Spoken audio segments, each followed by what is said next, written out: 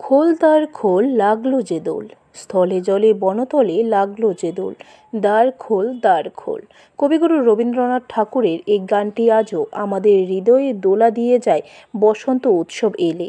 বসন্ত মানে রঙিন উৎসব। আজ দোল উৎসব উপলক্ষে আগরতলা শহরের বিভিন্ন মন্দিরে অনুষ্ঠিত হচ্ছে দোল পূজা। ভগবানের চরণে দেওয়া হচ্ছে বিভিন্ন রং। আগরতলা শ্রীকৃষ্ণ মন্দির ও উমা মহেশ্বরী কালী মন্দিরে দোল উৎসব উদযাপন করা হচ্ছে। সকাল থেকে ভিড় দর্শনার্থীদের।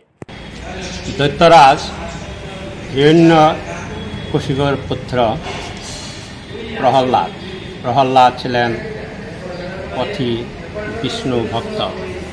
তিনি বিষ্ণু ভক্ত হওয়াতে সমস্ত হিরণ্যকশিপুর উদ্দিত লাগিতেন তাদেরকে প্রাণনাশের জন্য।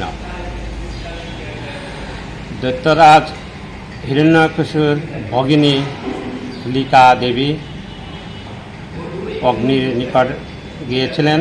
অগ্নি নাকি তাকে স্পর্শ করতে পারবে, কিন্তু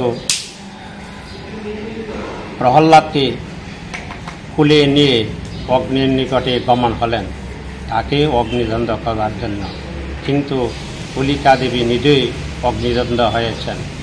অতএব অশুভ শক্তিকে বিনাশের জন্য শ্রী প্রহ্লাদ রূপিণীর শুভ শক্তির জয় এবং অশুভ শক্তির পরাজয়। ব্যুরো রিপোর্ট, খবর ত্রিপুরা।